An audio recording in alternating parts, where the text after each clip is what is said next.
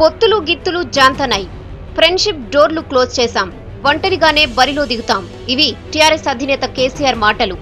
BJP TDP కలిసి general పోరుకి వెళ్లేలా ఉన్నాయి. ఇలాంటప్పుడు టీఆర్ఎస్ తో కలవకపోతే కష్టమే. ఇవి టీ కాంగ్రెస్ లీడర్ల మనసులో మాటలు. తమ్ముడు తమ్ముడే, రాజకీయం రాజకీయమే అన్నట్లు పొత్తుల కోసం రిక్వెస్ట్ చేస్తూనే విమర్శల విషయంలో ఏమాత్రం వెనక్కి తగ్గడం లేదు టీ కాంగ్ నేతలు. తెచ్చింది మేమే, ఇచ్చింది మేమే అని మేకపోతు గాంభీర్యం ప్రదర్శించిన తెలంగాణ కాంగ్రెస్ లీడర్లు ఎన్నికల టైం దగ్గరకొచ్చేసరికి పొత్తుల కోసం ఉన్న అవకాశాలన్నీ ఉపయోగించుకోవాలని చూస్తున్నారు.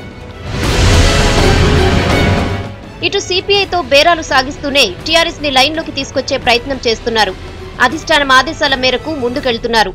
పొత్తులపై క్లారిటీ వచ్చాకే జనరల్ ఎలక్షన్లో పోటీ చేసే అభ్యర్థుల లిస్ట్ ఫైనల్ చేయాలని చూస్తున్నారు. దీంతో పొత్తుల వ్యవహారం తేల్చేందుకు ఢిల్లీ నుంచి హుటాహుటిన హైదరాబాద్ వచ్చారు టీపీసీసీ చీఫ్ పొన్నాల.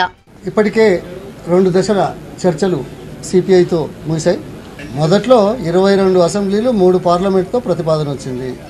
దాన్ని పూర్తి స్థాయిలో 2 దశల్లో కొనసాగించాం.